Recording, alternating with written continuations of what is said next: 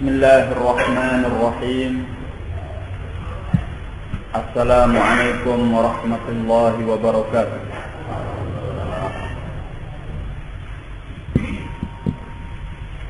Innal hamdalillah nahmaduhu ta'ala wa nasta'inuhu wa nastaghfiruh wa na'udzu billahi min shururi anfusina wa sayyiati a'malina man yahdihillahu fala mudilla lahu wa man yudlil fala hadiya lahu. أشهد أن لا إله إلا الله وحده لا شريك له وأشهد أن محمدا عبده ورسوله أما بعد فيقول ربنا تبارك وتعالى يا أيها الناس اتقوا ربكم الذي خلقكم من نفس واحدة وخلق منها زوجها وبث منهما رجالا كثيرا ونساء واتقوا الله الذي تساءلون به والأرحام إن الله كان عليكم رقيبا يا أيها الذين آمنوا اتقوا الله وقولوا قولا سديدا يصلح لكم أعمالكم ويغفر لكم ذنوبكم ومن يطع الله ورسوله فقد فاز فوزا عظيما. يقول نبينا صلوات الله وسلامه عليه فإن أصدق الحديث كتاب الله وخير الهدي هدي محمد صلى الله عليه وعلى آله وسلم وشر الأمور محدثاتها فإن كل محدثة بدعة وكل بدعة ضلالة وكل ضلالة في النار. أعاذني الله وإياكم من النار. أخواني في الدين معاشر المسلمين yang semoga dimuliakan oleh Allah. Dalam kesempatan yang mulia ini kita memanjatkan puja dan puji syukur kita kepada Allah Jalla wa'ala yang telah menganugerahkan kepada kita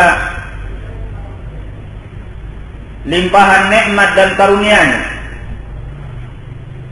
Wa in ta'uddu ni'matallahi la tuhsuha. Jika kalian ingin menghitung-hitung nikmat Allah, pastilah kalian tidak akan mampu melakukannya. Di antara kenikmatan ini, bahwa kita dipertemukan oleh Allah Azza wa Jal di tempat yang mulia ini dalam rangka untuk menuntut ilmu tentang agamanya, sehingga kita berada di atas basirah, di atas ilmu dan petunjuk, di dalam menjalankan dan memperjuangkan agama Allah Jalla wa'ala, bukan di atas al-jahl, kebodohan, bukan pula di atas hawa nafsu, bukan pula di atas perasaan atau adat istiadat atau lain sebagainya, tetapi di atas ilmu dari kitabullah dan juga sunnah Rasulullah sallallahu alaihi wa ala alihi wa sallam. Akhwani fid din, rahimani wa rahimakumullah. Kalau kita merunut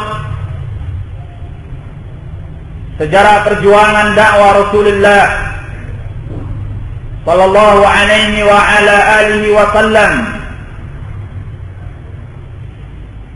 maka dakwah beliau adalah dakwah yang telah digambarkan oleh Allah Azza wa Jal di dalam firman-Nya,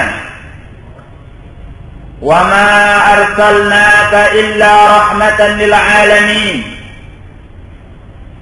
Tidaklah kami mengutusmu kecuali sebagai rahmat atas segenap alam. Rahmat yang menyelamatkan manusia dari kegelapan kepada cahaya. Rahmat yang menyelamatkan manusia dari kesesatan kepada petunjuk. Rahmat yang menyelamatkan manusia dari pertikaian, perselisihan, permusuhan, peperangan yang membabi buta kepada persaudaraan, kepada persatuan, kepada kasih sayang yang indah di antara mereka. Rahmat yang melepaskan mereka dari kebutaan kepada melihat kebenaran petunjuk Allah Azza wa Jal, sehingga mereka hidup di dunia ini dengan keberkahan dari Allah Subhanahu wa ta'ala. Maka dakwatul Rasul sallallahu alaihi wa ala alihi wa sallam adalah rahmatan lil alamin, rahmat bagi segenap alam. Bagaimana tidak ketika Allah Jalla wa Ala menurunkan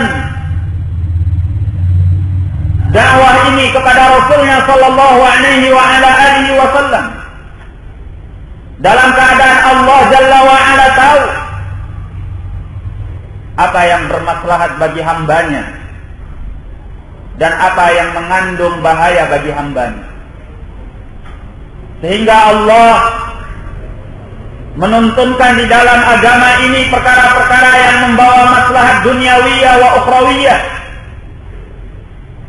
Sebagaimana Allah Jalla wa Ala mengingatkan di dalam agama ini bahaya-bahaya baik duniawiyah ataupun ukhrawiyah, maka sudah sewajarnya apabila Allah menyatakan dakwah beliau alaihi salatu wassalam sebagai rahmatan lil alamin, rahmat bagi segenap alam. Demikian pula Allah menyatakan di dalam Al-Quran, yuridullahu bikumul yusra wa la yuridu bikumul usra. Allah menginginkan terhadap kalian kemudahan dan Allah tidak menginginkan terhadap kalian kesulitan. Sehingga belenggu-belenggu yang mengikat umat-umat yang sebelum kita dilepaskan oleh Allah Azza wa Jal dari umat ini. Agama kita ini mudah, agama kita ini ringan, bila kita bandingkan dengan agama-agama yang sebelumnya. Sebagai contoh, bagi agama yang sebelumnya, di dalam syariat Nabi Musa alaihi salam, untuk orang-orang yang ingin bertaubat, mereka diminta untuk membunuh diri-diri mereka. Faqtulu anfusakum, bunuhlah diri-diri kalian sendiri, sebagai bukti bahwa mereka taubat kepada Allah Jalla wa'ala.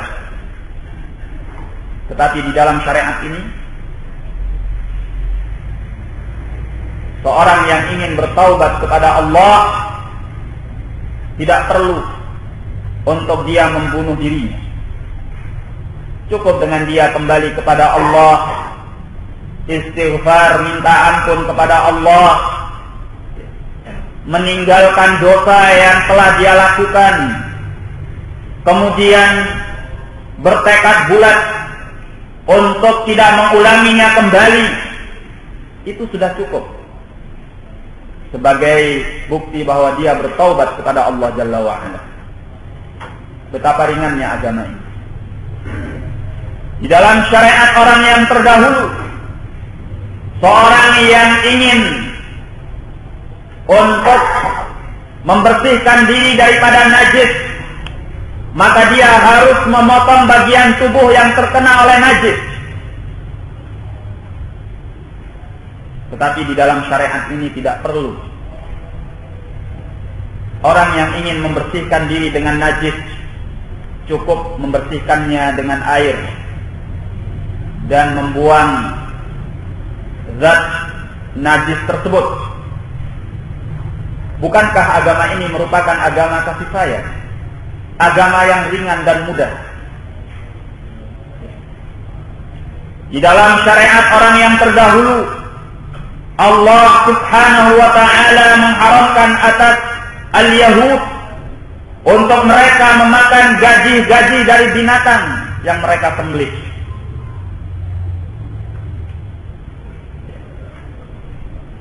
Tetapi di dalam agama ini tidak demikian. Selama binatang itu halal, maka gajinya halal. Dan masih banyak lagi keringanan-keringanan yang diberikan oleh Allah Jalla wa'ala.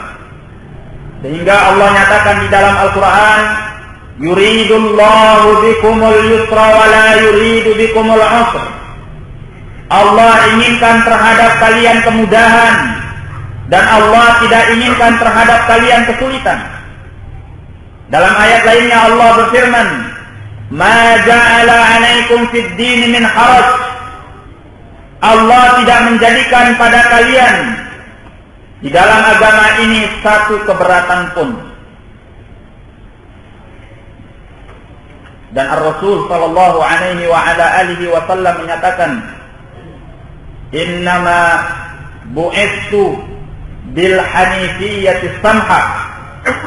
Hanya saja aku ini diutus dengan agama lurus yang mudah,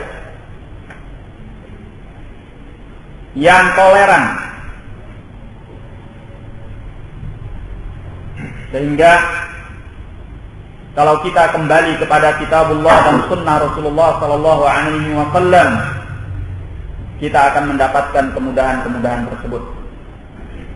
Dan Rasulullah sallallahu alaihi wa ala alihi wasallam, ma khayyara baina amrayni illa ikhtara aysarahuma ma lam yakun ithman. Ar-Rasul sallallahu alaihi wa ala alihi wasallam, ma khayyara baina amrayni, tidaklah beliau diberi pilihan antara dua perkara, illa ikhtara aysarahuma, melainkan beliau akan memilih yang paling mudah di antara keduanya. Ma lam yakun isma, tapi dengan catatan selama yang paling mudah itu bukan dosa. Maka kemudahan, keringanan, dan toleran di dalam Islam dengan syarat bahwa yang demikian itu bukanlah dosa, bukan perkara yang melanggar syariat Allah Jalla wa'ala. Tidak seperti yang dipahami oleh sebagian manusia, bahwa agama ini mudah, ringan, gampang, kemudian dia berbuat sesuka hatinya di dalam agama ini, melanggar agama ini, menyelewengkan agama ini. Ketika ditanya kenapa engkau melakukan yang demikian itu, dia menjawab agama ini mudah, gampang, ringan. Jangan kita persulit. Maka yang seperti ini salah kaprah, keliru. Ar-Rasul sallallahu alaihi wa ala alihi wa sallam ikhtara aisarahuma ma lam yakun isma. Beliau akan memilih yang paling mudah antara dua perkara, selama yang paling mudah itu bukanlah dosa. Akhwani fiddin rahimani wa rahimakumullah. Agama yang mudah, yang ringan, yang gampang ini diingatkan oleh Rasulullah sallallahu alaihi wa ala alihi wasallam agar kita jangan memperberatnya dengan sikap kita yang hulu, berlebih-lebihan di dalam beragama. Bagaimana berlebih-lebihan di dalam beragama? Berlebih-lebihan di dalam beragama itu adalah artinya seorang mengamalkan, mendakwahkan sesuatu yang bukan dari agama ini. Itu namanya al-ghulu fid din. Berlebih-lebihan di dalam beragama, membuat perkara-perkara baru, sehingga Rasul sallallahu alaihi wasallam menyatakan, la yushaddud dina ahadun illa ghalabah. Tidak seorang pun yang bersikap memberat-beratkan diri di dalam agama ini, melainkan agama itu akan mengalahkannya. Dia tidak akan mampu untuk melakukannya. Atau kalaupun mampu, maka dia telah memberat-beratkan dirinya dengan sesuatu yang tidak diperintahkan kepadanya. Makanya Ar-Rasul sallallahu alaihi wa ala alihi wa sallam diajarkan oleh Allah di dalam Al-Quran, qul wa ma ana minal mutakallifin, dan aku bukanlah termasuk orang yang memberat-beratkan diri. Agama ini mudah, gampang, ringan. Amalkan saja, laksanakan saja apa yang sesuai dengan kitabullah wa sunnah. Selesai urusannya. Tidak perlu kita tambah-tambahi atau kita kurang-kurangi, sehingga agama ini bukannya tambah baik tapi tambah buruk, tambah jelek, karena sikap kita yang menambah-nambahi atau mengurang-urangi agama ini.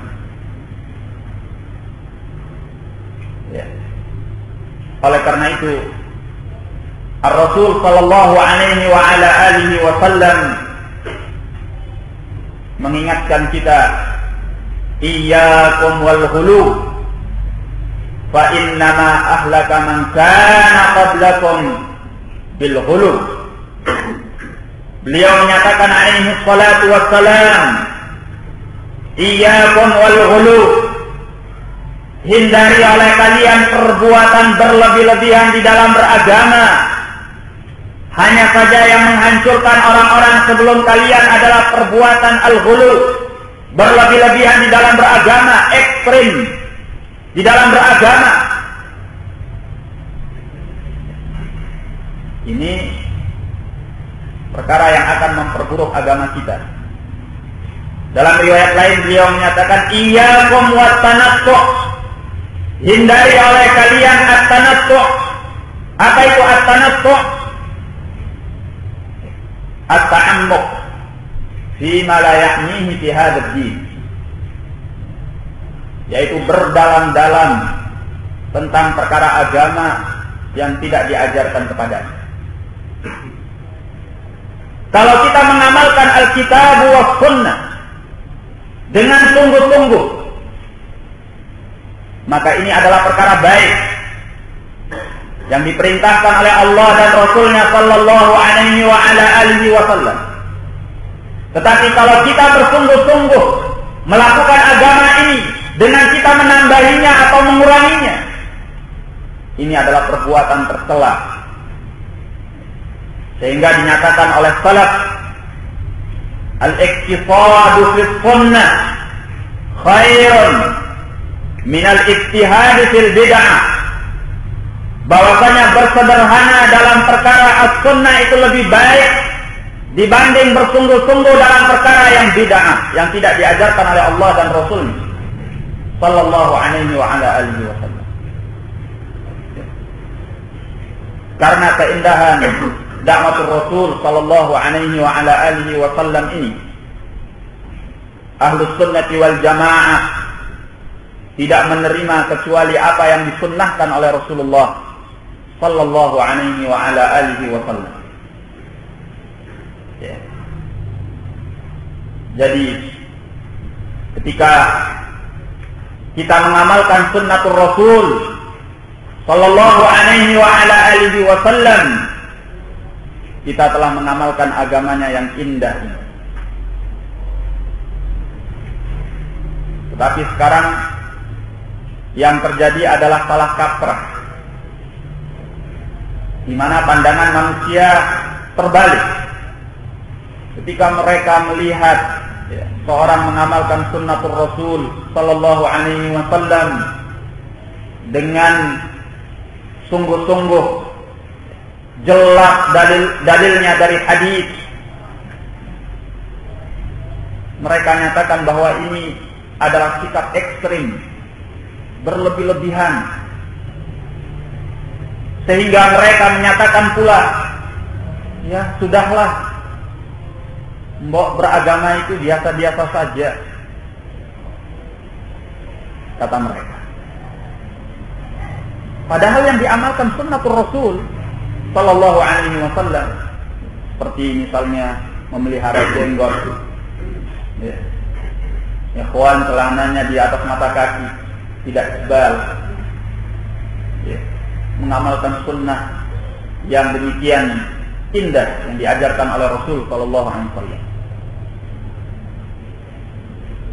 Tetapi mereka yang menuduh bahwa kita harus beragama biasa-biasa saja, ini ternyata mereka sendiri justru yang ekstrim, memberat-beratkan diri dengan perkara-perkara yang tidak diajarkan oleh Rasul sallallahu alaihi wasallam. Mereka berbuat perkara-perkara baru, perkara-perkara bid'ah yang justru menambah berat agama ini dengan amalan-amalan mereka yang tidak dituntunkan oleh Rasul sallallahu alaihi wasallam. Mereka berbuat ini, berbuat itu. Mana dalilnya? Mereka katakan, ya demikian yang diajarkan kepada kami oleh Pak Kiai. Subhanallah. Ya demikian yang kami selama ini telah pahami dari bapak-bapak kami, sehingga mereka membuat berat agama ini. Sebagai contoh bahwa mereka membuat berat agama ini contoh ringan saja. Dalam masalah puasa yang semestinya seorang masih bisa makan dan minum 15 menit sebelum azan al-fajr, tapi mereka bilang, tidak boleh makan. Kenapa? Ini sudah bunyi seringnya. Imsak. Padahal waktu 15 menit ini ya lumayan, 2 piring nasi. Hah? Kalau yang mau makan 2 piring nasi. Nah, tapi mereka memberat-beratkan diri. memperburuk agama ini dengan cara yang tidak diajarkan oleh Rasul sallallahu alaihi wasallam. Kalau mereka ditanya apa dalilnya, mereka hanya mengatakan dia jaga-jaga, khawatir kalau lewat waktu. Ya sudah, kalau jaga-jaga jangan mengharuskan orang lain, kamu saja. Jangan jadikan ini sebagai tuntunan agama yang dimasyarakatkan, yang disosialisasikan. Kan gitu. Nah, bahkan sebagian mereka di waktu al-iftar, mereka tidak iftar kecuali setelah melihat bintang yang muncul di langit. Hari sudah demikian gelap. Loh, kenapa ya? Hati-hati, ihtiyatan. Subhanallah. Padahal Ar-Rasul sallallahu alaihi wasallam mengajarkan kepada kita bahwa kita berbuka dengan ghurubus syams. Bahkan dalam sebagian riwayat, beliau berbuka ketika matahari telah tenggelam tidak terlihat, padahal langit masih terang. Nah, ini contoh ringan saja. Kalau kita membedah berbagai keekstreman, kekakuan, dan sikap berlebih-lebihan yang ada pada mereka jauh lebih parah dibanding apa yang dilakukan oleh Ahlus Sunnati wal Jamaah. Ya bagaimana tidak, Ahlus Sunnah hanya mengamalkan apa yang diajarkan Rasul sallallahu alaihi wasallam. Sedangkan mereka menambahi dan mengurangi agama ini. Ikhwani fiddin rahimani wa rahimakumullah. Jika demikian, maka siapakah yang telah memperburuk agama ini? Siapa sesungguhnya yang telah memperberat agama ini? Merekalah yang telah mengada-ada di dalam agama ini. Agama ini ringan, mudah, gampang.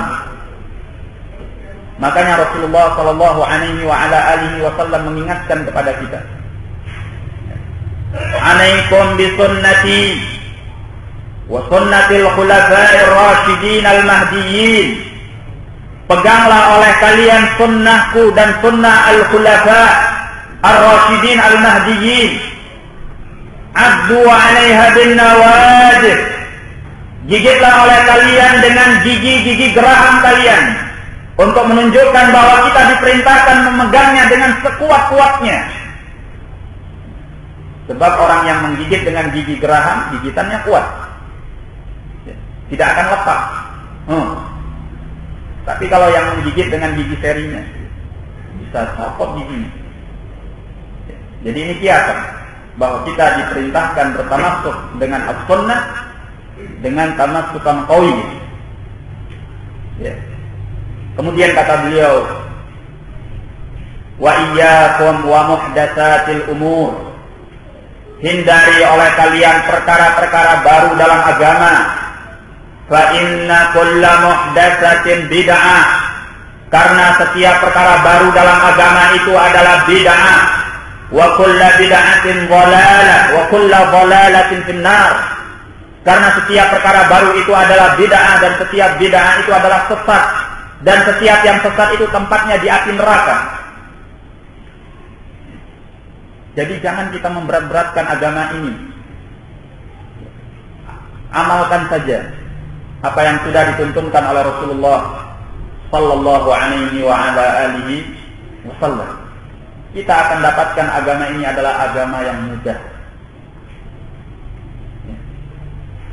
Tidak ada yang diperberat di dalam agama ini sesuai dengan kemampuan manusia.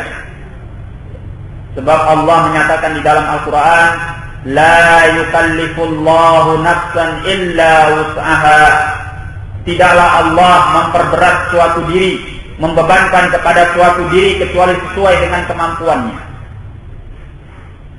Makanya di kalangan para ulama, mereka menyatakan bahwasanya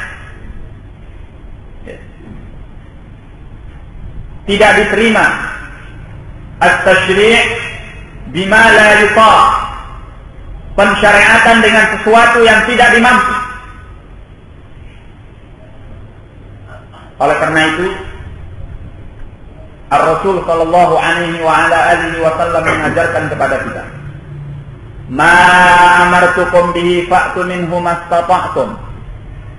Apa yang aku perintahkan kepada kalian, lakukan semampu kalian. Alangkah indahnya agama ini. Mudah sekali. Lakukan sesuai dengan kemampuan kita, tidak lebih daripada itu. Sehingga ketika ada seorang sahabat yang mengadu kepada Rasul sallallahu alaihi wasallam bahwa dia sakit sehingga dia tidak bisa salat dengan berdiri, maka beliau alaihi salatu wassalam mengajarkan shalli qa'iman, salatlah engkau dengan berdiri. Fa in lam tastati' fa qa'idan, kalau engkau tidak mampu maka laksanakanlah dengan duduk. Wa in lam tastati' fa 'ala jamb, kalau engkau tidak mampu maka silahkan dengan berbaring. Agama ini mudah. Perintah-perintah di dalam agama ini disyariatkan kepada kita untuk melaksanakannya sesuai dengan kemampuan kita. Kalau kita tidak punya kemampuan, berarti kita mendapat uzur di sisi Allah Azza wa Jalla. Ini kalau sifatnya perintah. Tetapi kalau sifatnya larangan, apa saja larangan itu harus ditinggalkan. Tidak boleh kita menyatakan, oh saya tidak mampu. La. Makanya Rasul sallallahu alaihi wasallam mengatakan, wa ma nahaitukum anhu fastanibuh, dan apa yang aku larang kalian daripadanya maka hindarilah. Beliau tidak menyatakan hindarilah semampu kalian, la. Tetapi beliau menyatakan secara mutlak fastanibuh, maka hindarilah oleh kalian. Kenapa? Karena larangan itu harus ditinggalkan dan tidak perlu dikaitkan dengan kemampuan. Sebab apa? Karena yang namanya larangan itu hanya membutuhkan kepada kita habsun nafs, menahan diri, tidak melakukan sesuatu. Dan ini tidak mungkin tidak dimampu. Yang membuat kita tidak mampu hanya hawa nafsu saja. Misalnya kita dilarang berbuat zina, kita menyatakan saya tidak mampu, saya harus zina. Jadi kok saya harus zina? Siapa yang mengharuskan kamu? Saya tidak mampu. Kok bisa kamu tidak mampu? Toh yang dilarang adalah berbuat zina, artinya kamu jangan melakukannya. Sudah, kamu diam saja di tempatmu situ. Bila perlu tangan dan kakimu diikat. Kok saya tidak mampu? Nah, demikian pula kamu jangan minum khamr. Oh tidak, saya tidak mampu. Gimana kamu tidak mampu? Sudah, kamu tidak usah pegang apa-apa. Botol di rumahmu itu pecahkan semua. Kan gitu. Nah, dan demikianlah larangan-larangan yang lain. Makanya larangan itu la yata'allaqu bit-taqah atau bil-istita'ah. Tidak ada kaitannya dengan kemampuan. Sebab yang diminta dari larangan tersebut adalah kita menahan diri. Dan inilah kearifan agama ini. Bisa menempatkan sesuatu pada tempatnya. Kalau perintah, kita diminta untuk berbuat. Tidak cukup kita hanya diam saja. Perintah sholat, perintah puasa, perintah zakat, perintah haji dan lain sebagainya. Sehingga kalau kita diminta untuk berbuat, ya ini tergantung kemampuan.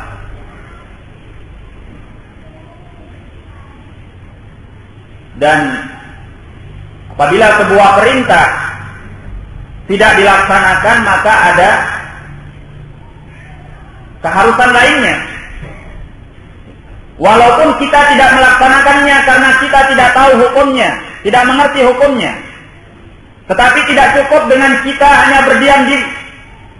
Kita harus menggantinya. Kalau itu perintah. Ya.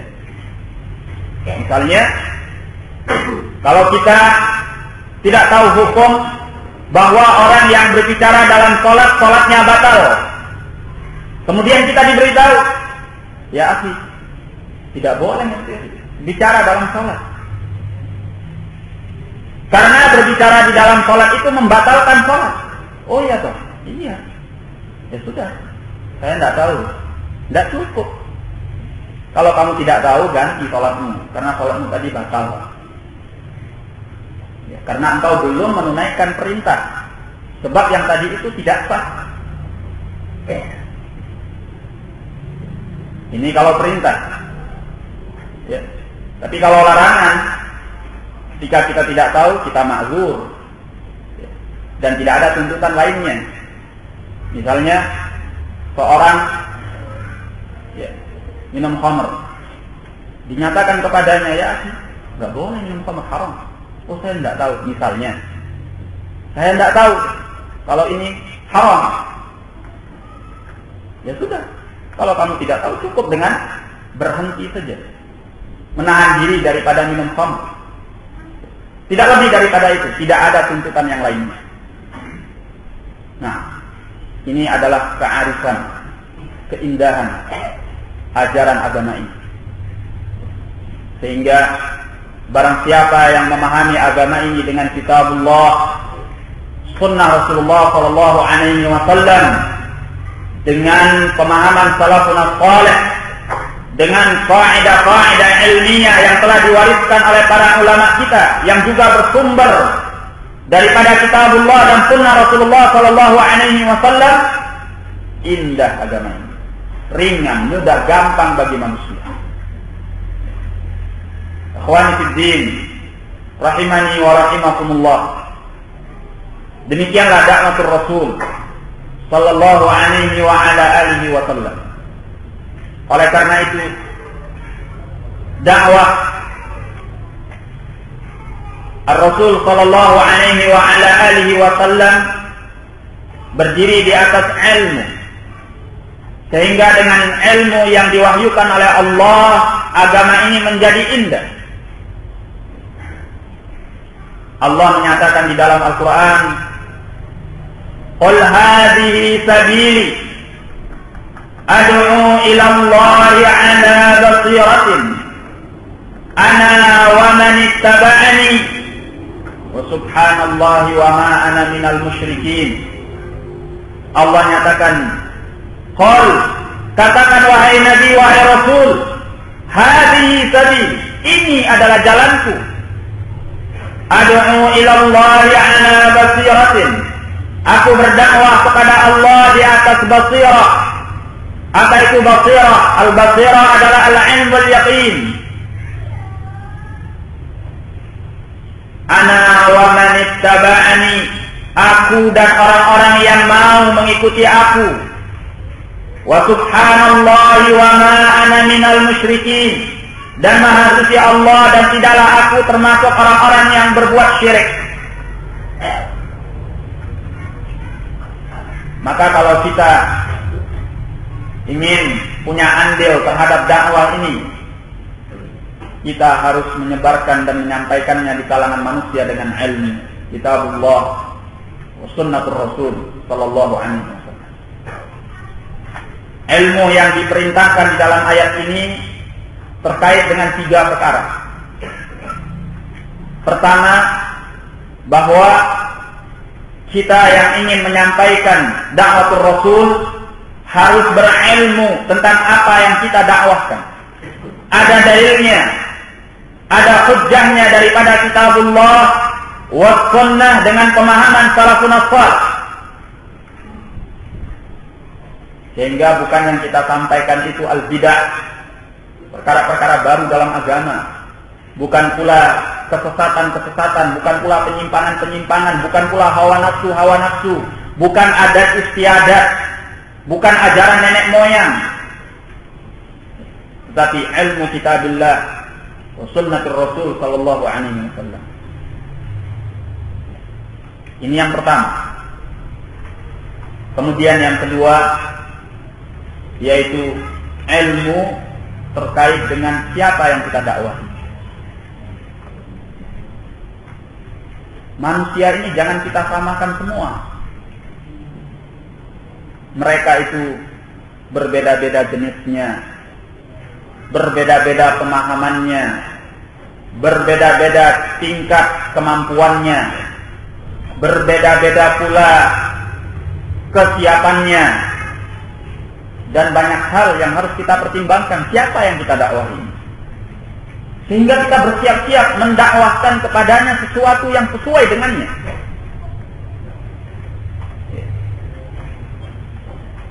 Ini adalah keindahan dakwah Rasul sallallahu alaihi wasallam. Tidak main hantam saja. Yang penting sampaikan. Lihat mengandung maslahat atau mengandung mafsadat. Pantaskah dia menerima ilmu ini atau tidak? Sehingga dakwah ini menjadi indah, rahmatan lil alamin. Nah, kemudian yang ketiga, bahwa orang yang menyampaikan dan menyebarkan dakwah ini di tengah-tengah manusia hendaknya punya ilmu tentang cara apa yang terbaik di dalam dia menyampaikan dakwah. Setelah dia tahu bahwa siapa yang dia hadapi di dalam dakwahnya, dia harus tahu cara terbaik yang bagaimana yang harus dia lakukan terhadap orang ini, sehingga dakwahnya itu sampai kepada mereka.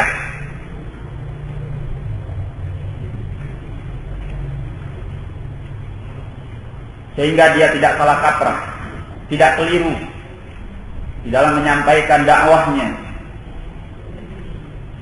Ini yang diajarkan oleh Rasulullah sallallahu alaihi wasallam. Sebagaimana dalam hadis Abdullah bin Abbas yang muttafaqun alaih. Pada suatu ketika Rasulullah sallallahu alaihi wasallam ingin mengutus Mu'adz bin Jabal sebagai dai ke negeri Al-Yaman. Beliau alaihi salatu wassalam memanggil Mu'adz. Ya Mu'adz, innaka ta'ti qauman min ahli al-kitab. Falyakun awwala ma tad'uhum ilaih syahadatu an la ilaha illallah wa anna Muhammadan Rasulullah. Beliau memanggil Mu'adz, ya Mu'adz, innaka ta'ti qauman min ahli al-kitab. Sungguhnya engkau akan mendatangi suatu kaum dari kalangan ahli kitab. Falyakun awwala ma tad'uhum ilaihi syahadatu an la ilaha illallah. Maka hendaklah yang pertama engkau sampaikan kepada mereka itu adalah syahadah la ilaha illallah wa anna Muhammadan Rasulullah. Pesan beliau ini terkait dengan 3 perkara yang telah kita sebutkan. Pertama, berilmu tentang apa yang dia dakwahkan. Ini bisa kita ambil bahwasanya Rasulullah sallallahu alaihi wasallam mengirim Mu'adz ke negeri Al-Yaman dalam keadaan Mu'adz adalah seorang faqih, alimun min ulama'is sahabat, bukan seorang jahil. Mu'adz termasuk faqih dan seorang alim dari ulama sahabat. Ini satu. Yang kedua, pernyataan beliau alaihi salatu wassalam, innaka ta'ti qauman min ahli kitab. Sesungguhnya engkau ini akan mendatangi suatu kaum dari kalangan ahlul kitab. Yang engkau datangi ini bukan orang sembarangan. Engkau bersiap-siap. Mereka ini ahlul kitab.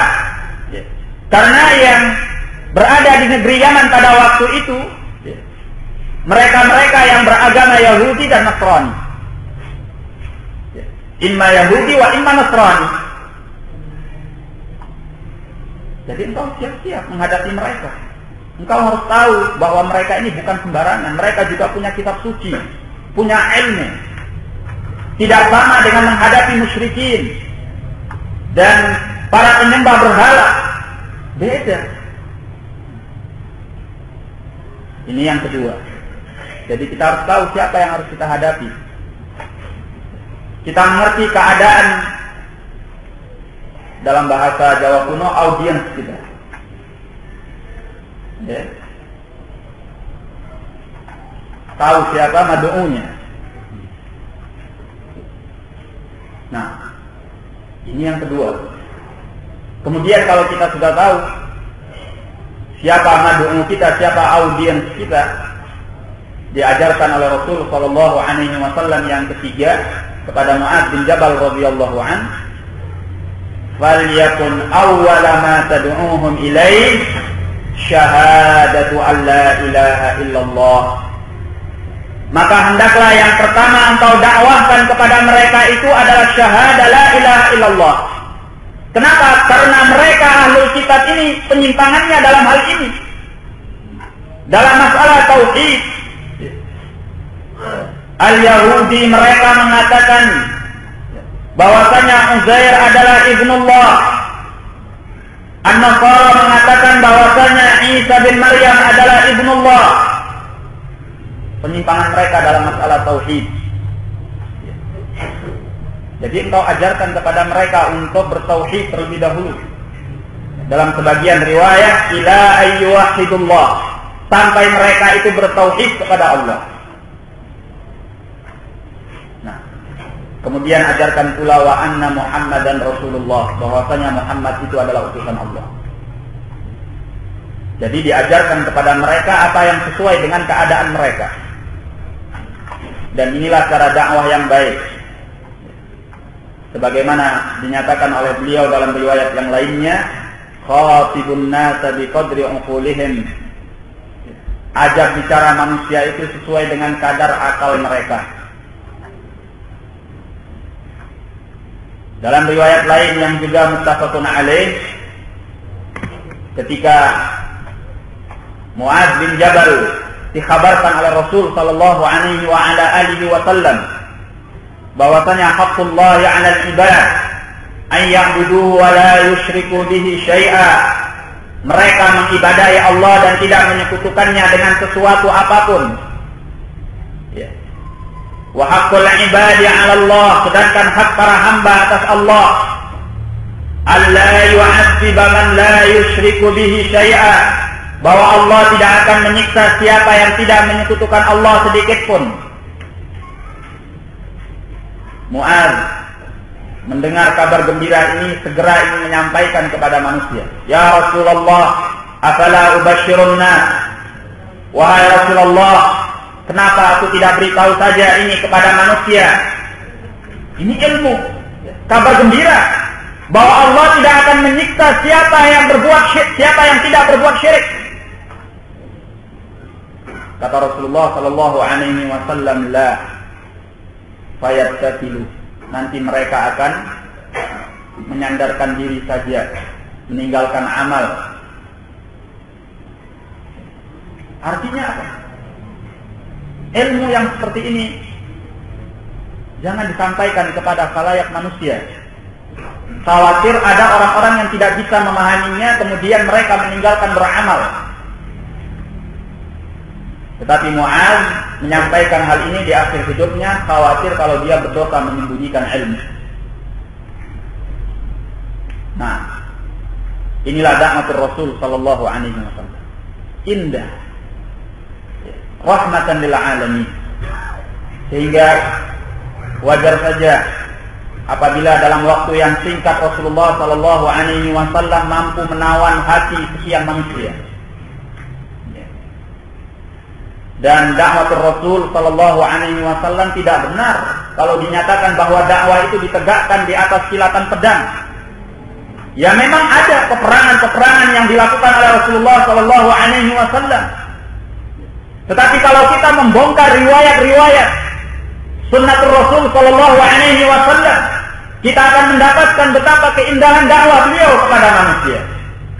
Menempatkan mereka sesuai dengan tempatnya, sehingga mereka tertarik dengan dakwah yang mulia ini.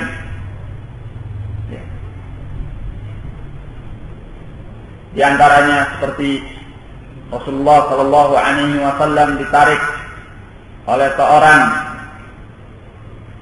yang pernah menghutangkan kepada Rasul sallallahu alaihi wasallam.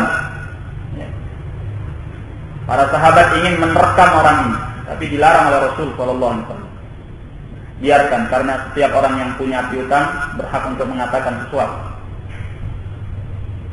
Demikian pula riwayat Ar-Rasul sallallahu alaihi wa ala alihi wasallam ketika beliau berada di dalam masjid, tiba-tiba nyelonong seorang Arab Badui kencing dalam masjid. Nah, ini masjid dikencingi oleh dia. Para sahabat tidak kuat. Hampir saja para sahabat segera menghardik dan mencegah orang ini. Maka Rasulullah sallallahu alaihi wasallam justru melarang para sahabatnya. Dibiarkan orang ini kencing sampai selesai. Setelah selesai dipanggil oleh Rasul sallallahu alaihi wasallam. Inna hadzal masjid, sungguhnya masjid ini la yubna limithli hadza, tidaklah dibangun untuk perbuatan yang seperti ini. Innama huwa li dzikrillah wa qiraatil Qur'an. Innama huwa lis salati wa dzikrillah wa qiraatil Qur'an. Hanya saja dia untuk salat, untuk zikrullah dan qiraatul Qur'an. Atau kama qala Rasul sallallahu alaihi wasallam. Senang orang, gembira luar biasa. Sampai akhirnya dia mendoakan, ya Allah, rahmatilah aku dan Muhammad, dan jangan engkau rahmati manusia yang selain kami berdua.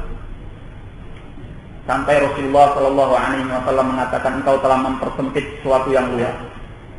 Artinya apa? Rahmat Allah itu luas, bukan milik kita berdua. Ya. Nah, kenapa A'rabi ini sampai demikian? Karena keindahan dakwah Rasul sallallahu alaihi wa ala alihi wasallam. Para ulama menerangkan bahwa kalau seandainya orang ini dicegah, dilarang dari dia menunaikan hajatnya, akan terjadi mafasid. Bukan satu mafsadah, mafasid. Kerusakan-kerusakan. Seperti diantaranya, dia tidak akan kencing di satu tempat saja. Mungkin dia akan berpindah-pindah tempat. Karena dilarang, akhirnya dia akan lari ke sana, lari ke sini. Ya, banyak tempat yang akan kena. Satu. Yang kedua, kalau dia dilarang, barangkali dia akan terkena oleh najisnya, karena dia akan tergesa-gesa untuk menutupnya atau menyelesaikan hajatnya, sehingga akan kena badannya, kena pakaiannya. Ya, ini yang kedua. Ya. Yang ketiga, mungkin dia akan menganggap bahwa kaum muslimin yang mencegahnya untuk kencing di tempat ini adalah orang-orang yang tidak belas kasihan kepadanya. Ya. Apa itu? Mungkin saja. Nah, yang keempat, bisa jadi orang ini ketika menahan hajatnya, menahan kencingnya, dia akan terkena oleh penyakit. Ya, penyakit kencing batu, adrar. Makanya Rasulullah sallallahu alaihi wasallam dengan hikmah, dengan bijaknya, dengan arifnya, beliau mendakwahi manusia dengan demikian indah. Subhanallah. Ini dakwah Rasul sallallahu alaihi wa ala alihi wasallam. Pandai menempatkan manusia sesuai dengan tempatnya, mendakwahi mereka yang sesuai dengan akal mereka. Seorang datang kepada Rasulullah sallallahu alaihi wasallam, ya Rasulullah, ausini, wasiatkan kepadaku. Beliau menyatakan, la taghdab, jangan kau murka. Dan ini terus beliau ulang-ulang, la taghdab, la taghdab, la taghdab, jangan kau murka, jangan kau murka. Kenapa? Karena orang ini suka murka, suka marah, temperamental, sehingga Rasulullah sallallahu alaihi wasallam mewasiatkan kepadanya apa yang sesuai dengan keadaannya. Datang yang lain, ya Rasulullah, qul li fil Islami kalimatan la as'alu ghairaka anha. Ya Rasulullah, ucapkan kepadaku satu kalimat yang aku tidak akan bertanya kepada selainmu tentang kalimat ini. Beliau menyatakan, qul amantu billahi tsumma istaqim. Katakanlah, aku beriman dengan Allah dan teguhlah engkau di atas agama. Karena ini yang paling pas dengan orang ini. Datang yang lainnya, ya Rasulullah, apakah Islam itu? Diajarkan oleh beliau tentang syahadat, kemudian tentang sholat. Yang 5 waktu. Ya Rasulullah, apakah ada yang selainnya? Beliau menyatakan, la illa anta tatawwa, kecuali engkau mau berbuat yang tatawwu. Dan terus demikian. Rasulullah sallallahu alaihi wa ala alihi wasallam mendakwahkan kepada manusia sesuai dengan apa yang sedang mereka hadapi, sesuai dengan kemampuan mereka dan kondisi mereka. Ini keindahan dakwah Rasul sallallahu alaihi wa ala alihi wasallam. Ini semua adalah ilmu. Jadi bukan hanya kitabullah wa sunnah dengan pemahaman salaf yang perlu kita pahami. Kalau kita ingin menyampaikan sesuatu kepada manusia, kita harus tahu juga tentang 2 keadaan lainnya. Tentang siapa mad'u kita yang kita hadapi ini, dan bagaimana cara kita untuk menyampaikan kepadanya. Kalau tadi baru kita sampaikan bagaimana kelemah lembutan Rasul sallallahu alaihi wasallam di dalam menyampaikan, bukan berarti tidak ada ketegasan beliau alaihi salatu wassalam di dalam menyampaikan. Ada juga. Karena beliau menempatkan sesuatu pada tempatnya, sehingga dakwah beliau adalah dakwah yang indah. Ketika ada seorang sahabat yang mengatakan, "May yuti'illaha war rasula faqad rasyad wa may ya'sihima faqad ghawa." Barang siapa yang mentaati Allah dan Rasulnya, dia telah mendapatkan petunjuk. Dan barang siapa yang menderhakai keduanya, maka dia telah sesat. Ketika ini didengar oleh Rasul sallallahu alaihi wasallam, beliau menyatakan, "Bi'sal khatibu anta." Sejelek-jelek khatib adalah engkau orang. Kenapa? Karena ternyata orang ini menyandingkan antara penyebutan Allah dan Rasulnya dalam satu kata ganti. Wa man ya'sihima, dan siapa yang mendurhakai keduanya. Para ulama kita menjelaskan, dalam kondisi seperti ini, seorang yang berkhutbah menyampaikan kepada manusia, dia harus menyampaikan kepada manusia dengan sejelas-jelasnya. Sehingga tidak pantas kalau dia menyandingkan penyebutan Allah dan Rasulnya dalam satu kata ganti. Makanya Rasulullah sallallahu alaihi wasallam mengatakan, "Bi'sal khatibu anta." Sejelek-jelek khatib engkau orang. Ini tegas, keras. Menerima kalimat seperti ini dari Rasulullah sallallahu alaihi wasallam bukan gampang. Kita saja kalau menerima ini dari ustadz kita atau dari kiai kita atau dari guru kita, bisa tidak tidur 2 hari 2 malam. Saya sedang berkhutbah, kemudian tiba-tiba dinyatakan bi'sal khatibu anta. Seburuk-buruk khatib adalah engkau. Tapi inilah hikmatul Rasul, supaya mereka mengambil pelajaran. Karena dia seorang khatib, bukan manusia biasa.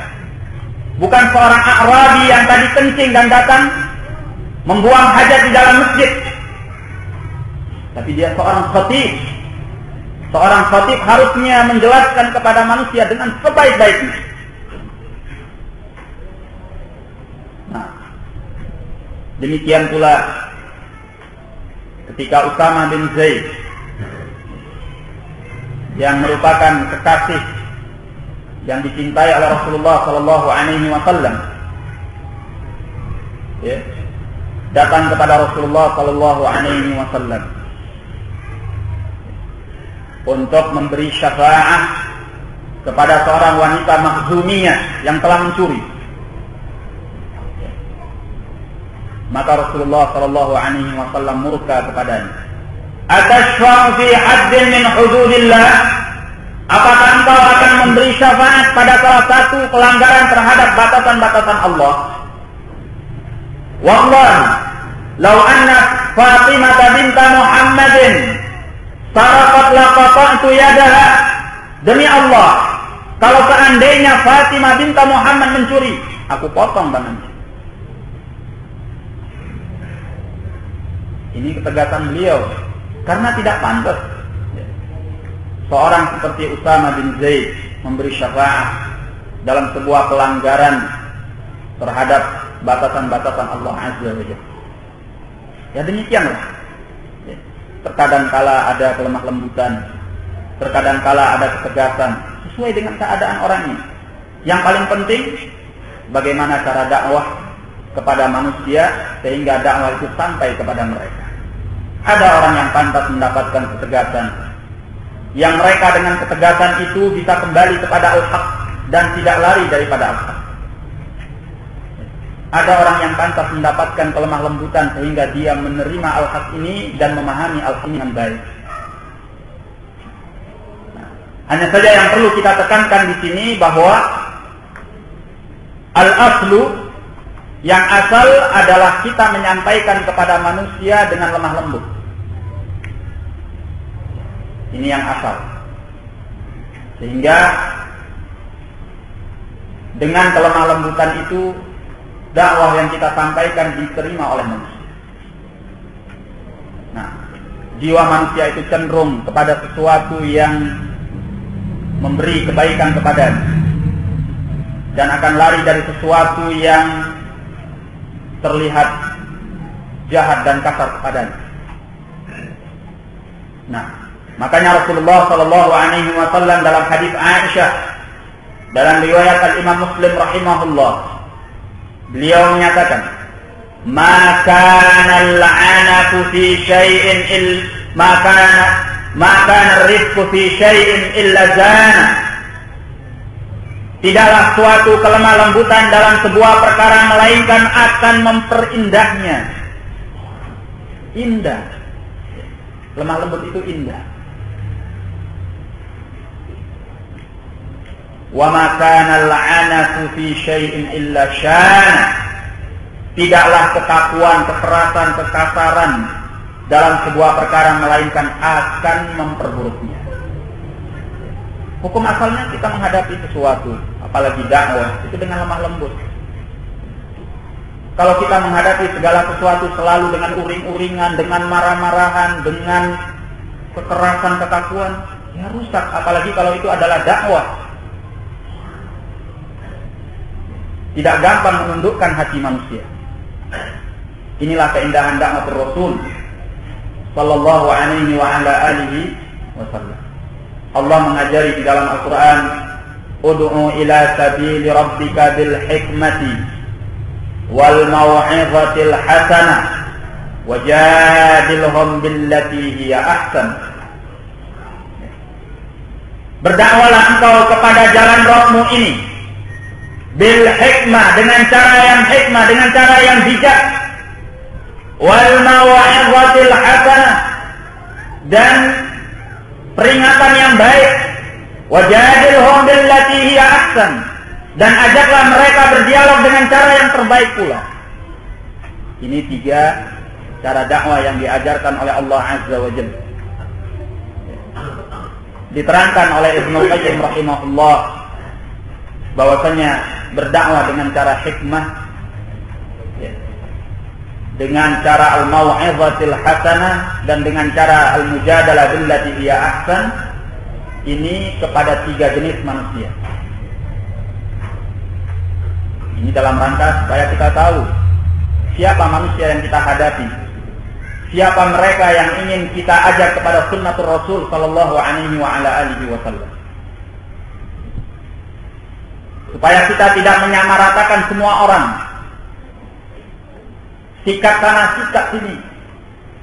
Harus punya hikmah.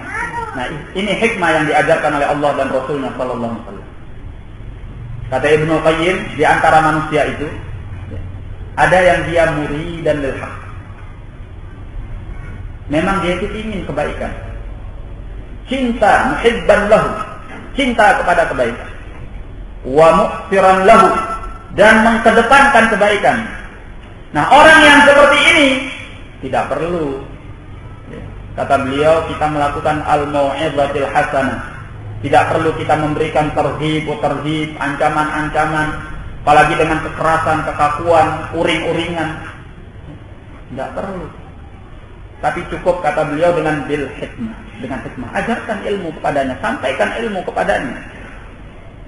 Sampaikan Islam ini kepadanya, sampaikan sunnatul Rasul. Dengan serta-merta dia akan menerimanya, dia akan mengambilnya, dia akan mengamalkannya. Karena dia suka kepada kebenaran, cinta kepada kebenaran. Seperti kebanyakan ikhwan-ikhwan kita, tidak perlu kita saling debat, kan gitu. Mau nyampaikan sesuatu, debat dulu, tidak perlu. Kita sampaikan ilmu, kitabullah, sunnah, hatta di kalangan orang awam. Ya. Ada di antara mereka itu orang-orang yang subhanallah, mereka itu memang diberi oleh Allah Azza wa Jalla, ya, fitrah atau tabiat cinta kepada kebaikan. Kalau kita tunjukkan kepadanya ini Al-Quran, ini ayatnya, ini hadisnya, dia dengan serta-merta ikut. Oh iya, ya sudah. Subhanallah, orang seperti ini tidak langka di kalangan kaum muslimin. Banyak mereka di kalangan orang-orang awam, orang-orang yang masih punya kecintaan kepada kebenaran. Nah, sehingga kita bisa menyampaikannya dengan cara yang terbaik, dengan hikmah. Kemudian kata Ibnu Qayyim rahimahullah, ada tipe manusia itu yang dia mudhadul lil haq, menentang al-haq, wa mustaghilun bimu'adati, dan sibuk untuk melawan al-haq. Lakin akan tapi idza alima annahu haqqun ittaba'ah. Kalau dia tahu bahwa itu adalah kebenaran, maka dia akan mengikutinya. Kalau dia tahu bahwa itu adalah kebaikan, dia akan mengikutinya. Nah, orang yang seperti ini, kata Ibnu Qayyim, hadapi dia dengan al-mau'izatil hasanah, peringatan-peringatan yang baik. Ya. Orang seperti ini perlu diberi at-tarhib, wat-tarhib, dorongan-dorongan, motivasi-motivasi. Diberikan pula ilmu tentang ancaman-ancaman Allah dan Rasulnya kepada para penentang sunnatul Rasul. Orang ini perlu didukung supaya dia lebih mencintai al-haq dan tidak bergampang-gampang memusuhi al-haq dan ahlul haq. Difahamkan dia dan ditumbuhkan di dalam hatinya kecintaan kepada sunnatul Rasul. Dibuat jiwanya takut kepada Allah Azza wa Jalla dengan at-tarhib wat-tarhib, al-mau'izah al-hasan. Nah, sehingga dengan demikian ya diharapkan dia kembali kepada kebenaran dan tidak suka menentang kebenaran. Ini yang kedua. Kemudian yang ketiga, kata Ibnu Qayyim, yaitu seorang yang mu'anidan lil haq, pembangkang terhadap al-haq, menentang al-haq. Nah, orang yang seperti ini, kata beliau, butuh kepada al-mujadalah billati hiya ahsan. Debatlah dia dengan cara yang baik. Kalau dia punya hujjah, dia punya syubhat, ya, serahkan kepadanya kalau kita mampu. Kalau tidak mampu ya jangan coba-coba. Kamu yang kena nanti. Serahkan kepada yang mampu. Ya, menjelaskan kepadanya tentang ilmu kitabillah wa sunnah. Debat dengan cara apa? Billati hiya ahsan, dengan cara yang baik. Tidak perlu dengan kata-kata kotor, sak kebun binatang keluar, sak binatang ternak keluar, mulai dari ayam, kambing, sapi. Tidak perlu. Itu bukan berdebat dengan cara yang baik. Allah ajarkan kepada kita billati hiya ahsan, dengan cara yang baik, kalimat yang baik, hujjah yang kuat, kitabullah, sunnatul Rasul sallallahu alaihi wasallam, ayat, hadis, pemahaman ulama salaf, dengan kalimat yang baik, kalimat yang ilmiah, dengan adab thayyib. Nah, kalau orang seperti ini, kata Ibnul Qayyim, tetap membangkang, ya, kalau dia tetap tidak mau mengikuti al-haq, ya, untuk ilal jallat in amkan, dia dipindahkan kepada tukang pukul kalau mampu. Maksudnya apa?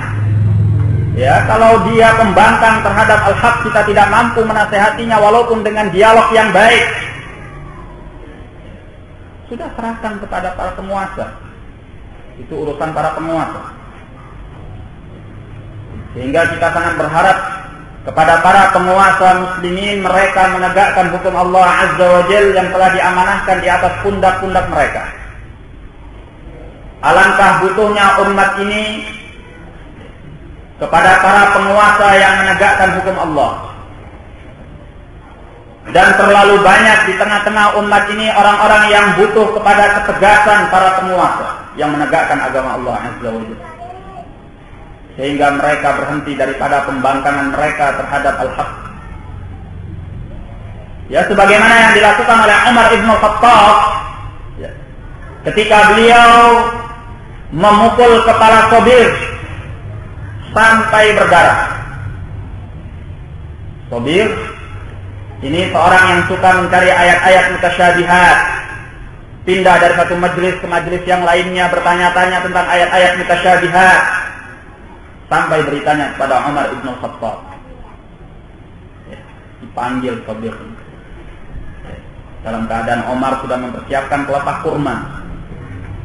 Ya, datang nggak ditanya. Beliau Amirul Mukminin, ya, penguasa, khalifah. Nah, berdarah kepala, dibiarkan sampai sembuh. Sembuh, panggil lagi, darah, ngucur darah di kepala, biarkan sampai sembuh. Sembuh, dipanggil lagi, pukul lagi, terus seperti itu sampai akhirnya dia bilang, ya Amirul Mukminin, wahai Amirul Mukminin, in aradta qatli fa ahsin qitlati. Wahai Amirul Mukminin, kalau engkau ingin membunuhku, ya bunuh aku dengan cara baik. Ya. Jangan dipukul seperti ini.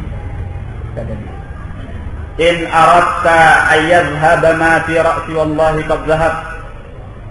Kalau engkau ingin bahwa syubhat yang ada di kepalaku ini hilang, wallahi bahwa syubhat itu telah hilang. Nah, hilangnya dengan apa? Dengan gilut telur? Nah, atau dengan apa? Dengan pelepah kurma. Banyak orang yang butuh seperti ini kan sekarang oleh, ya, pelepah-pelepah kurma Umar ibn Khattab yang dilakukan oleh para penguasa. Bukan kita, ya. Kalau kita nanti kelahi berantem, ribut. Ya. Bukan dakwah jadi. Ya. Bisa perang qabila, ya. Allah musta'an. Biarkan penguasa yang melakukan. Naam, sehingga para pembangkang ahlul bidah yang suka menentang dan merusak agama Allah ini kembali kepada al-haq. Nah, kalau kita tidak mampu dan penguasa juga tidak melakukan seperti apa yang dilakukan oleh Umar ibn Khattab, ya sudah, tinggalkan mereka. Tidak usah kita menyibukkan diri dengan mereka. Ya. Katakan saja kepada mereka, assalamualaikum ayyuhal jahilun. Ya. Selamat tinggal. Ya. Nah, ini adalah thariqatul dakwah, sehingga kita tidak menyibukkan diri dengan apa yang tidak bermanfaat bagi kita, tidak dunia kita, tidak pula agama kita. Maka dakwah Rasul sallallahu alaihi wa ala alihi wasallam mengajarkan kepada kita untuk menjalankan agama ini dengan sebaik-baiknya, karena agama ini adalah agama yang ringan. Bahkan orang-orang yang tidak punya agama sekalipun, justru mereka jatuh ke dalam kesulitan-kesulitan, keberatan-keberatan, kebingungan-kebingungan. Ya.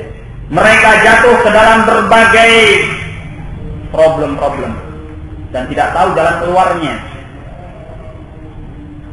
Ini sekali lagi menunjukkan bahwasanya dakwah Rasul sallallahu alaihi wasallam adalah dakwah yang indah. Dakwah ini, ikhwan fiddin rahimani wa rahimakumullah,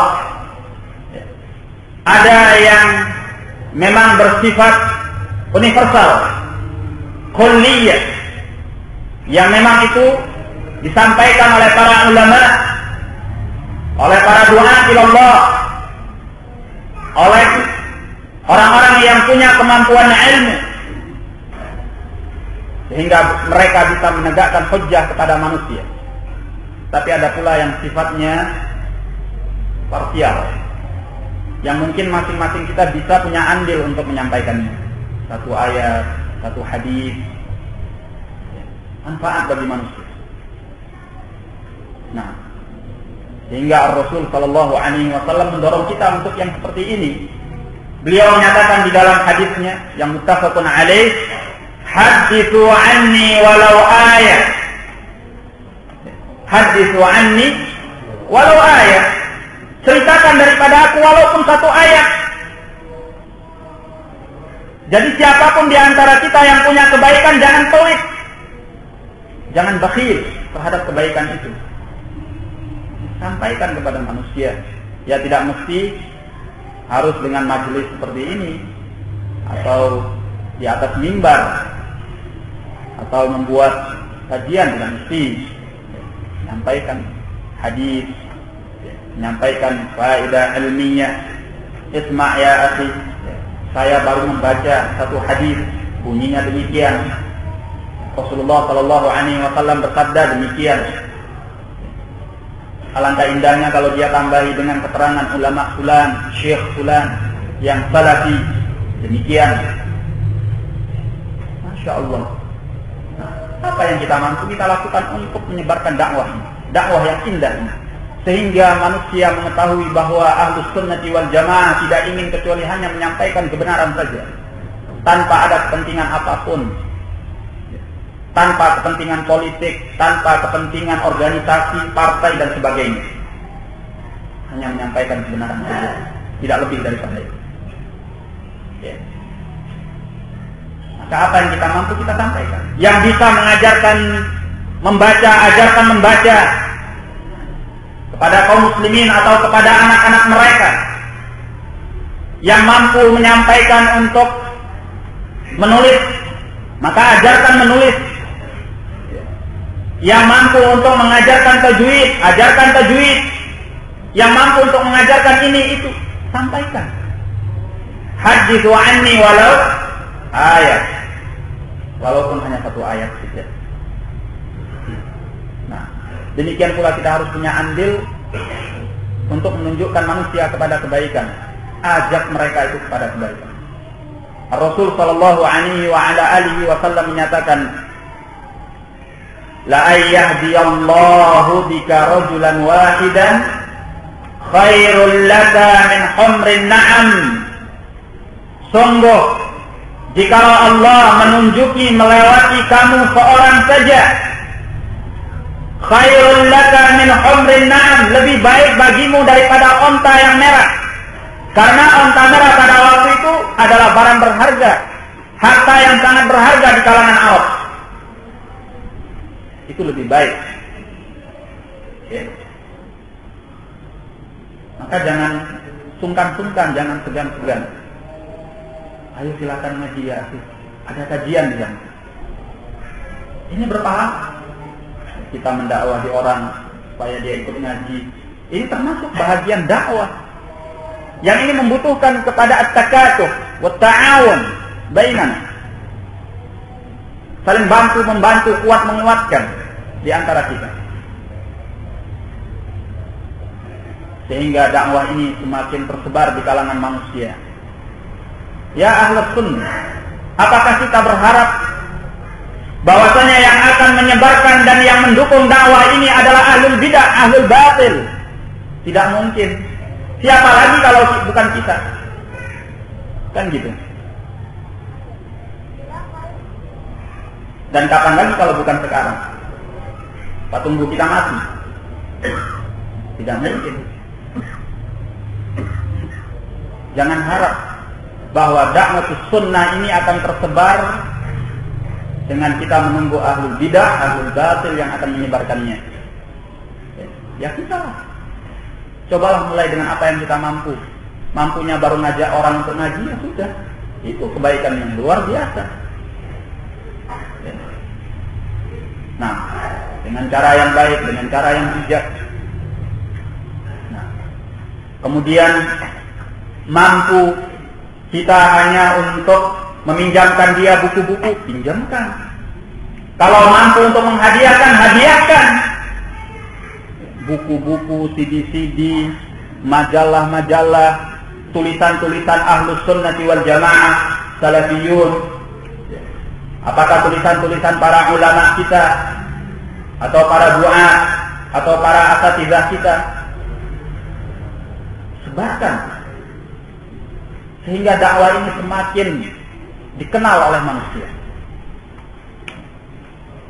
Ini semua kita lakukan bukan seperti kampanye partai.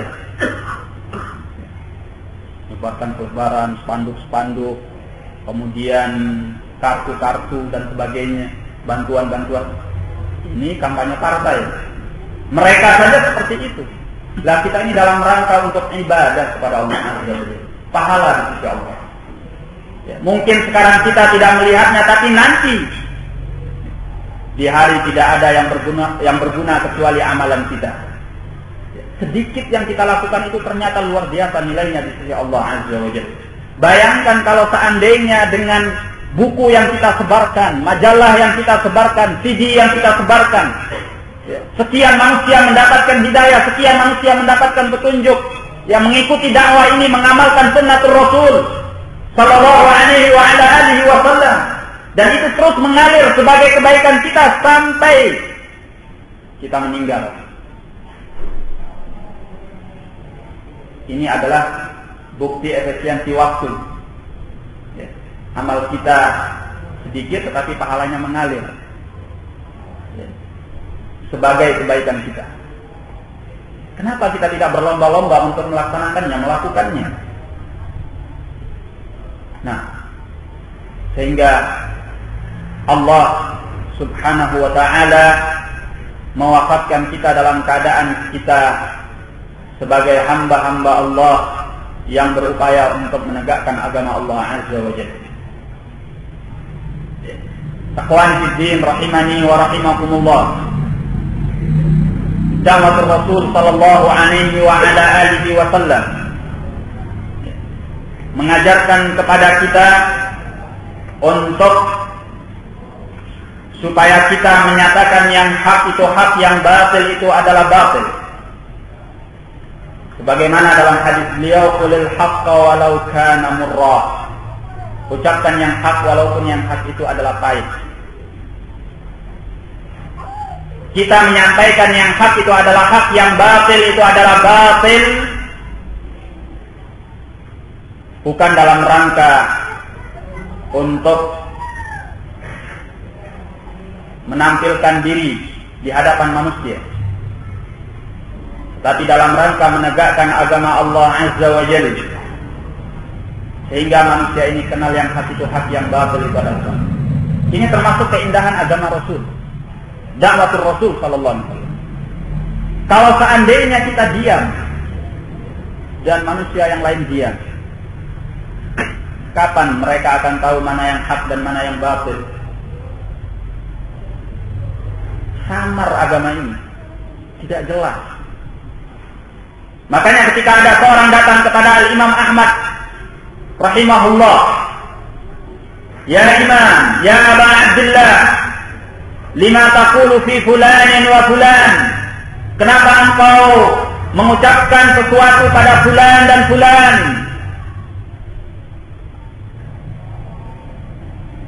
Beliau mengatakan, ya hadza, wahai orang ini, in sakatta anta wa sakattu ana, kalau seandainya engkau diam dan aku pun diam, famata ya'riful jahilu as-shawab min al-khata'. Wahai orang ini, kalau seandainya engkau diam, aku pun diam, kapan orang-orang yang tidak tahu itu mengerti mana yang benar dan mana yang salah? Semua kita menjadi syaitan yang bisu, yang diam terhadap kebatilan. Nah, kapan manusia mengenal mana yang hak dan mana yang batil? Harus dijelaskan. Allah menyatakan di dalam Al-Quran,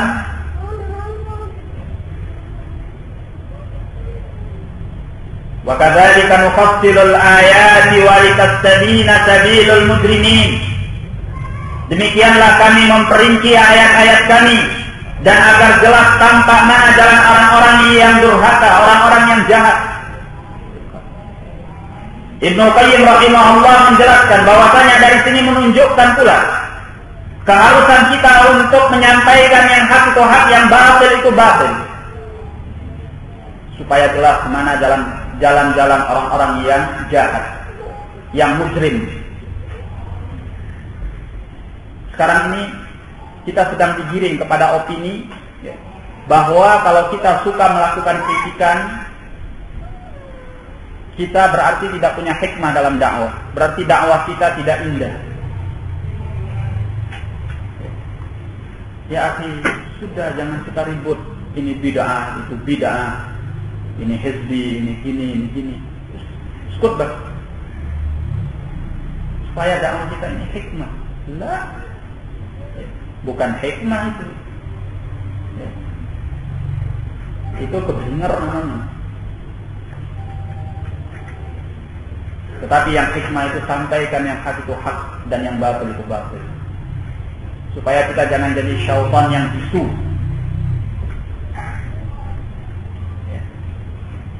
Jelaskan yang hak itu hak, yang batil itu batil.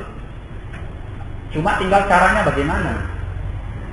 Sampaikan dengan dalil yang kuat, kitabullah, sunnah Rasulullah sallallahu alaihi wasallam. Kemudian pula dengan pemahaman salaf, dengan kata-kata yang ilmiah, kata-kata yang baik. Tidak perlu dengan caci maki yang sifatnya adalah perkara badi, perkara rendah. Ya tadi seperti yang saya sebutkan, sampai mengeluarkan sak binatang ternak seluruhnya, mulai dari ayam, kambing, sapi. Tidak perlu pakai ayam-ayaman, kambing-kambingan atau sapi-sapian. Sampaikan saja yang hak itu hak, yang batil itu batil. Apabila memang perlu menunjukkan siapa orangnya, tunjukkan, supaya manusia mengerti bahwa dia adalah termasuk du'atnya ila abwabi jahannam. Nah, oleh karena itu ini termasuk keindahan dakwah Rasul. Kalau seandainya tidak ada al-jarh wa ta'dil yang ditegakkan oleh para ulama kita ini, apa kita menyangka bahwa kita akan bisa memahami sunnah sampai sekarang ini?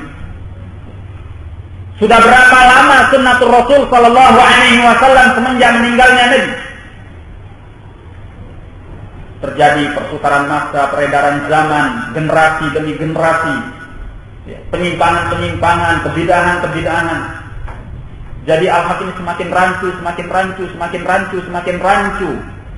Setiap orang yang ingin kembali kepada al-haq, ternyata dia terbentur dengan al-batil yang dia sangka sebagai al-haq. Terus kita disuruh diam, skut. Lah, mana loh? Tidak pantas. Sampaikan yang hak itu hak, yang batil itu adalah batil. Ini jalan yang dilalui oleh Rasulullah sallallahu alaihi wasallam. Bahkan beliau alaihi salatu wassalam tidak usahkan urusan dakwah, urusan umat, urusan pribadi saja. seorang datang kepada Rasulullah sallallahu alaihi wasallam, "Ya Rasulullah," seorang wanita datang kepada beliau, Fatimah binti Qais, "Ya Rasulullah, ya, Abu Jahal dan Muawiyah telah meminangku. Apa pendapatmu?"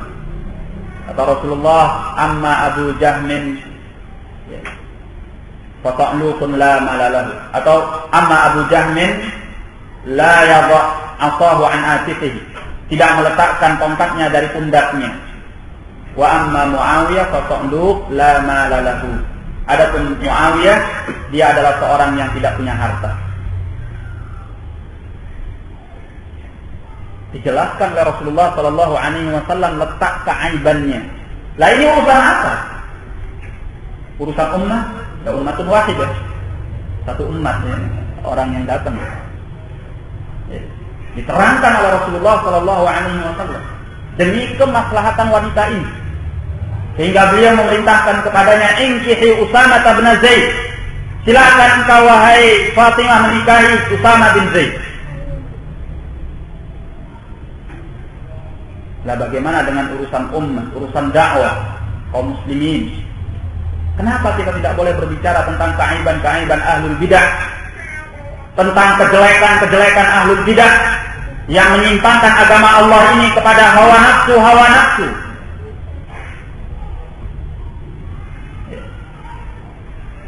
Makanya sebagian ulama salaf bahkan menjadikan majlis khusus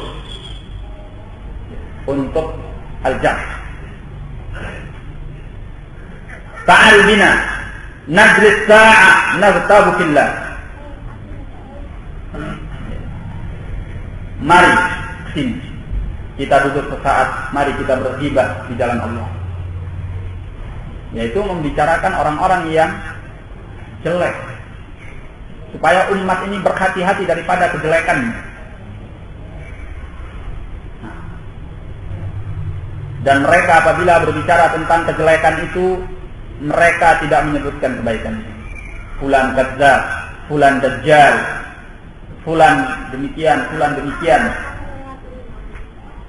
Datang orang-orang yang sok pinter terhadap sunnatul Rasul, mereka katakan, "La, kalau kita menyebutkan kebaikan, kejelekan, kita harus sebutkan pula kebaikannya. Ini baru namanya adil, objektif. Kalau kita hanya menyebutkan kejelekannya saja, itu subjektif, tidak adil." Ternyata mereka telah bertentangan dengan sunnatul Rasul sallallahu alaihi wasallam. Lah tadi, ketika Fatimah binti Qais datang kepada Rasulullah sallallahu alaihi wasallam bertanya tentang Abu Jahal dan Muawiyah, beliau tidak menyebutkan kebaikan keduanya, tapi hanya menyebutkan keburukan keduanya. Apakah ini zulm? Apakah ini tidak adil? Padahal yang melakukannya adalah Rasulullah sallallahu alaihi wasallam. Apakah Abu Jahal dan Muawiyah itu tidak punya kebaikan? Ya, banyak. Sahabat Nabi kok. Banyak. Nah, ini opini yang sedang dibangun oleh mereka-mereka yang ingin mengaburkan al-haq, sehingga mereka ingin menutup mulut-mulut ahlus sunnati wal jamaah untuk menyampaikan yang hak itu hak, yang batil itu batil, untuk menuding hidung-hidung ahlul bidah yang selama ini tersembunyi dan mengkelabui umat dengan atas nama Islam. Tapi fa'anna lahum dzalik, bagaimana mereka akan melakukan itu? Allah menyatakan di dalam Al-Quran, yuriduna ayyutfi'u nurallahi biafwahihim wallahu mutimmu nurihi walau karihal kafirun. Mereka itu ingin mematikan cahaya Allah dengan mulut-mulut mereka, tetapi Allah yang akan menyempurnakan cahayanya walaupun orang-orang kafir itu ingkar, tidak suka, benci. Dan terus akan berlanjut Ahlus Sunnati wal Jamaah Dari masa ke masa, zaman ke zaman, ila yaumil qiyamah, mereka akan membela al-haq ini, menyampaikan yang hak itu hak, yang batil itu batil. Sebagaimana yang disabdakan oleh Rasulullah sallallahu alaihi wasallam, la tazalu ta'ifatun min ummati zahirina 'ala al-haqqi la yadhurruhum man khalafahum wala man khadhalahum hatta ya'tiya amrullahi wa hum 'ala dhalik. Beliau menyatakan, la tazalu ta'ifatun min ummati, akan ada senantiasa dari umatku ini sekumpulan kecil, ta'ifah. Memang mereka ini tidak banyak. Memang mereka ini dalam riwayat lain digelar sebagai al-ghuraba, orang-orang asing. Zahirina 'alal haqq, yang mereka akan membela kebenaran. La yadhurruhum man khalafahum, tidak akan membahayakan mereka orang yang menyelisihi mereka. Wala man khazalahum, dan tidak pula orang yang menghinakan mereka. Hatta ya'tiya amrullahi wa hum 'ala dzalik, sampai datangnya perintah Allah dan mereka masih seperti itu. Mereka akan terus menyampaikan yang hak itu hak, yang batil itu batil. Apakah yang seperti ini tidak hikmah? Dari sisi mana? Dalilnya jelas dari kitabullah wa sunnah. Kalau kita membongkar Al-Quran, Al-Quran itu juga berisi al-jarh. Allah menyebutkan personil orang yang dijarh, yang dicacat oleh Allah. Bahkan kalau di dalam Al-Quran diabadikan sampai hari kiamat. Tabbat yada abi lahabin wa tabb, ma aghna anhu maluhu wa ma kasab, tasla naran dzata lahab wa imra'atuhu hammalatal hatab fi jidha hablum min masad. Allah menyatakan, celaka kedua tangan Abi Lahab dan apa yang dia upayakan. Tidak akan bermanfaat baginya hartanya dan apa yang dia usahakan. Ila akhir surah. Syahid di sini Allah menjarh Abu Lahab dan diabadikan sampai yaumil qiyamah. Apakah Abu Lahab itu tidak punya kebaikan? Siapa bilang? Siapapun manusia punya kebaikan. Memberi kepada orang lain itu kebaikan, jujur itu adalah kebaikan. Kemudian ya banyak lah. Kalau kita ingin mencari-cari kebaikan ya terlalu banyak. Tapi Allah tidak menyebutkan kebaikan itu. Nah, akhwani fiddin rahimani wa rahimakumullah. Oleh karena itu tidak benar kalau kita harus diam terhadap al-batil dan ahli al-batil. Justru yang demikian ini bukan hikmah dalam dakwah dan bukan pula keindahan dakwatul Rasul sallallahu alaihi wa ala alihi wasallam. Sekarang mereka mengatakan bahwa orang yang suka mengkritik atau menjarah orang lain ini berarti pembunuhan karakter. Ya enggak apa-apa sudah. Kalau cuma karakter kan, tidak ada hukumnya. Kecuali kalau dia membunuh jiwa yang diharamkan oleh Allah ya isal. Kan gitu. Nah, karakter dia yang busuk itu memang harus dibunuh. Yang menyelewengkan manusia kepada agama, kepada pemahaman-pemahaman sesat, hawa nafsu yang menyimpang. Jadi kita memahami keindahan dakwatul Rasul, memahami hikmah di dalam berdakwah. Jangan seenak kita sendiri. Tidak bisa dengan perasaan kita atau adat istiadat kita.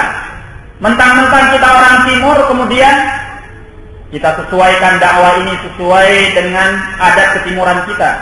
Lah ini bukan masakan Padang, sehingga masakannya bisa disesuaikan. Kalau di Jogja agak manis, kalau di Surabaya dibuat agak asin atau pedas. Tidak tahu saya bagaimana selera orang Surabaya. Dicocok-cocokkan. Nah, Islam ini sudah jelas.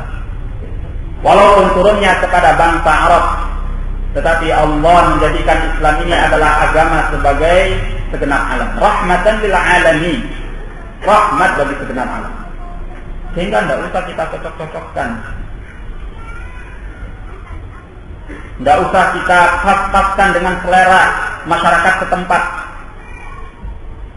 Karena apa yang diturunkan oleh Allah ini sudah pas, sesuai dengan kemaslahatan manusia seluruhnya.